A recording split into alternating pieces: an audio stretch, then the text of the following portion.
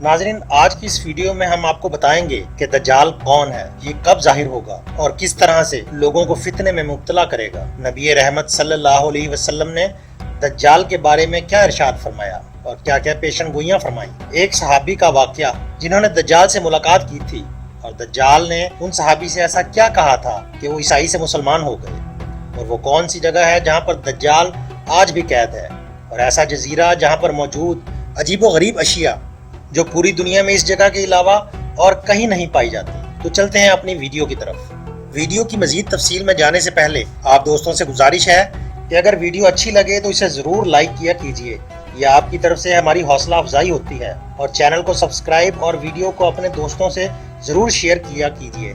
तो चलते हैं इस वीडियो की तरफ। दज्जाल, जिसे मसीही दज्जाल भी कहा जाता है, क़यामत के करीब जाहिर होगा। ये नौहे इंसानी का सबसे बड़ा फितना और क़यामत की निशानियों में से एक बड़ी निशानी है।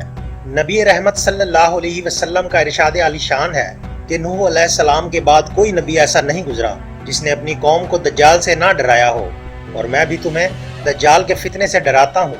दज्जाल की शक्ल सूरत के बारे में नबी रहमत सल्लल्लाहु अलैहि वसल्लम ने फरमाया कि दज्जाल भारी भरकम जिस्म, सुर्ख रंगत, घुंघरियाले बाल और एक आंख से काना या नाबीना होगा। उसकी आंख लटके हुए अंगूर के दाने जैसी होगी। उसकी दोनों आंखों के दरमियान काफ फा रा लिखा होगा, जो हर मोमिन पढ़ लेगा, ख्वाह उसे पढ़ना लिखना आता हो या नहीं।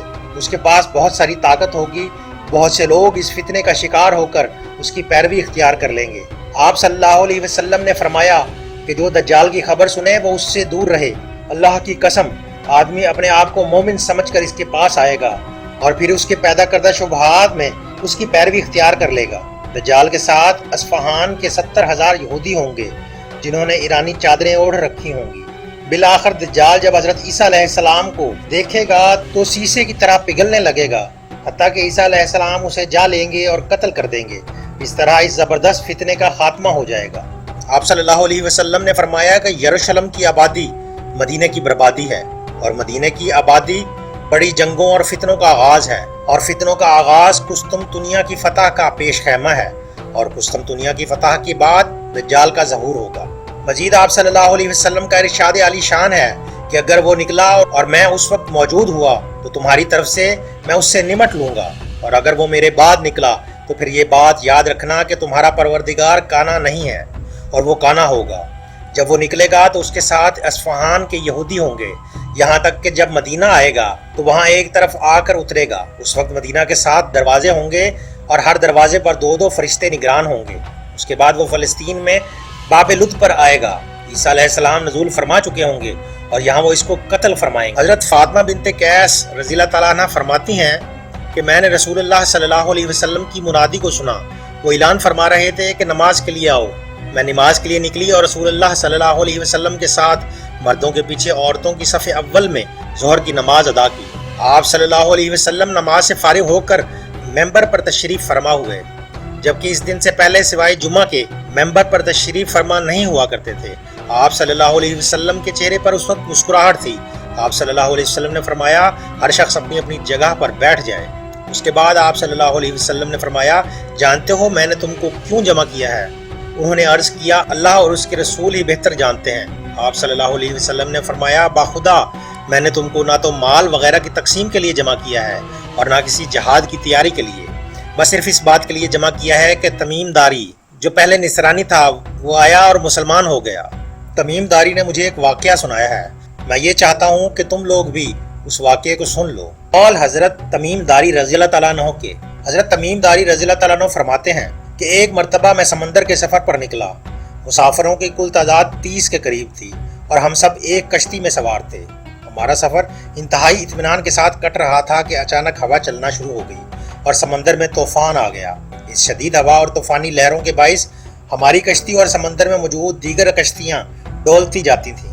कश्ती के मुसाफिर इस सूरत हाल से परेशान हो गए और हर कोई अपने अपने खुदाओं को पुकारने लगा, क्योंकि किसी को कुछ समझ नहीं आ रहा था कि क्या करे। समंदर से उठने वाली लहरें एक सिमत के बजाय हर तरफ से कश्ती को अपनी लपेट में ले रही थीं। थक हार कर मल्लाह ने भी चप्पू छोड़ दिए और एक तरफ बैठ गया।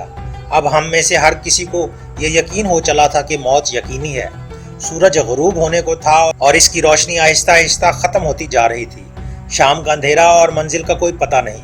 یہ بھی خبر نہ تھی کہ کشتی کس سمت میں جا رہی ہے اور سمندر کی لہریں اب کب تک کشتی کو سلامت رہنے دیں گی۔ اس خوف و ہراس کی حالت میں رات گزر گئی اور صبح کی ہلکی ہلکی روشنی پھیلنے سے ہر طرف اجالا ہی اجالا ہو گیا۔ کشتی کے رات بھر ہچکولے کھانے کے بعد کسی کو کچھ خبر نہ تھی کہ ہم کہاں پہنچ گئے ہیں۔ پھر اگلا دن بھی اسی کیفیت میں گزرا اور اسی طرح رات کے بعد دن اور دن کے بعد رات آتی گئی اور ہماری کشتی کو سمندر میں پھنسے ہوئے پورے 30 دن گزر گئے۔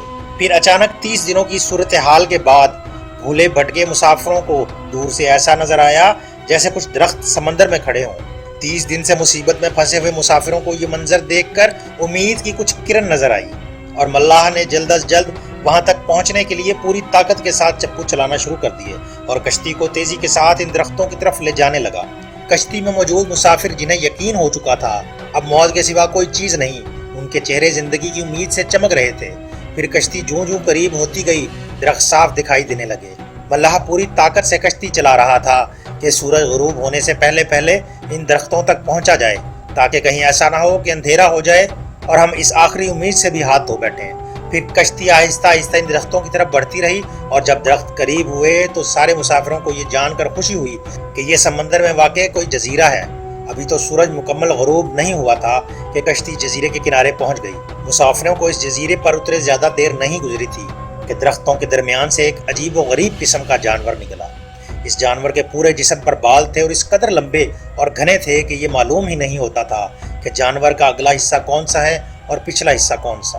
سارے مسافر اس عجیب و غریب جانور کو دیکھ کر حیران و پریشان ہو گئے کیونکہ ان میں سے کسی نے بھی اس سے پہلے ایسا جانور دیکھنا تو دور کی بات سنا بھی نہ تھا۔ اب اس پر اسرار جزیرے پر اس کو دیکھ کر سب پریشانی میں مبتلا ہو گئے کہ یہ کیا بلا ہے۔ ایک مسافر نے دوسرے مسافر سے پوچھا کہ یہ کیا چیز ہے۔ مسافر کے جواب سے پہلے وہ جانور خود بولا، میں جاسوس ہوں۔ جانور کے انسانوں کی طرح گفتگو کرنے سے تمام مسافر مزید پریشان ہو گئے کیونکہ آج تک انہوں نے کسی جانور کو انسانی زبان میں بولتے نہیں دیکھا تھا۔ چنانچہ سب یہ سمجھنے لگے کہ ہو نہ ہو یہ کوئی جن ہے اور ہمارے سامنے آ گیا ہے۔ تمہاری جاسوسی کا مقصد کیا ہے اور تم کس کے لیے جاسوسی کرتے ہو؟ ایک مسافر نے ہمت کر کے اس سے پوچھا۔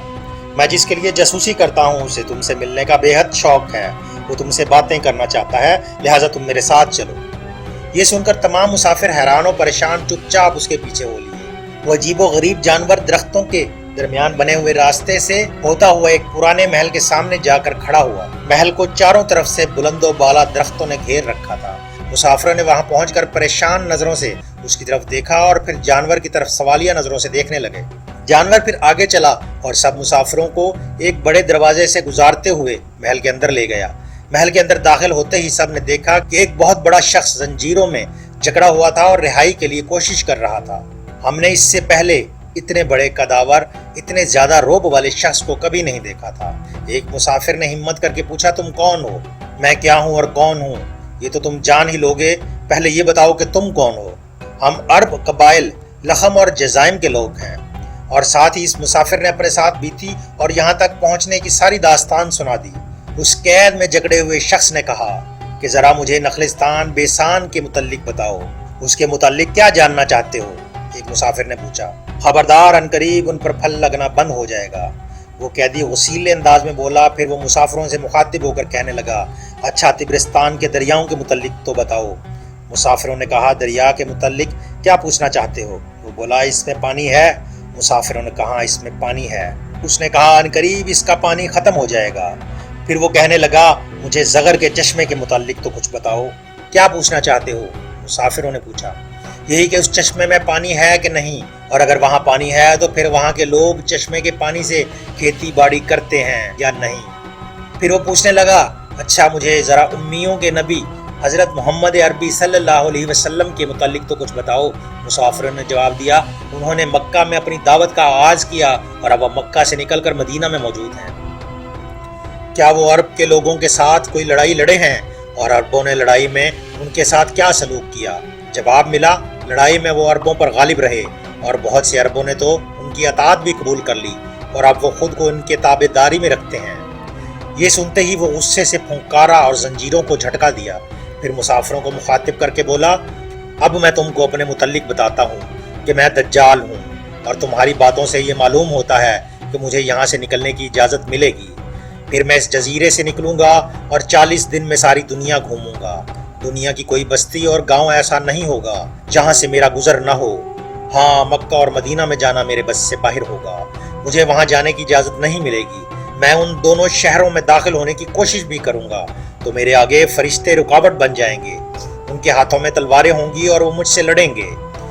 یہ قصہ ختم ہونے کے بعد آپ صلی اللہ علیہ وسلم نے 3 دفعہ ممبر پر اپنی لکڑی مار کر فرمایا کہ وہ دجال کانا ہے، اور پھر فرمایا کہ وہ جزیرہ بحر یمن یا بحر شام بلکہ مشرق کی جانب ہے، اور مشرق کی طرف اپنے ہاتھ مبارک کا اشارہ بھی فرمایا۔ اب سوال یہ پیدا ہوتا ہے کہ دجال کہاں پر قید ہے؟ اس کے بارے میں بہت سی قیاس آرائیاں موجود ہیں اور چند نشانیاں بھی ہیں، لیکن حقیقت تو اللہ جل شانہ ہی بہتر جانتے ہیں۔ آپ صلی اللہ علیہ وسلم نے مدینہ منورہ میں کھڑے ہو کر فرمایا تھا کہ وہ جزیرہ مشرق کی طرف بحر یمن میں ہے۔ اس نشانی کے مطابق مدینہ کے مشرق، یمن کے مشرق میں سکوترا نام کا ایک جزیرہ واقع ہے، جسے لوگ گمشدہ جزیرے کا نام دیتے ہیں۔ کہیں اسے خوفناک جزیرہ کہا جاتا ہے تو کہیں اسے پر اسرار جزیرہ، اسے جہنم کا جزیرہ بھی کہا جاتا ہے۔ یہ جزیرہ بہت ساری انوکھی باتوں کی وجہ سے تمام دنیا سے مختلف ہے۔ مثال کے طور پر یہاں پر پایا جانے والا ڈریگن بلڈ ٹری، جس کے تنوں اور شاخوں سے خون نکلتا ہے، زمین پر اگنے والے بوتل نما درخت جس کے اوپر پودے ہوتے ہیں، ایک بہت بڑا مصنوعی گملہ محسوس ہوتے ہیں۔ اس کے علاوہ سفید ریگستان، چٹانوں جیسے پہاڑی سلسلے، میلوں تک پھیلے ہوئے خوفناک غار، عجیب و غریب اشیاء جو اس جگہ کے علاوہ اور کہیں نہیں ملتی۔ کہا جاتا ہے کہ اسی پر اسرار جزیرے پر کسی جگہ دجال بھی قید ہے، جو قیامت کے قریب نکلے گا اور پوری دنیا میں فساد برپا کر دے گا۔ یہ چند قیاس آرائیاں ہیں جن کے ذریعے کسی حد تک اس بات کی تائید ہوتی ہے کہ دجال یہیں پر قید ہے۔ بہرحال اللہ ہی بہتر جانتے ہیں۔ ناظرین، امید ہے کہ آپ کو ہماری یہ ویڈیو بھی پسند آئی ہوگی۔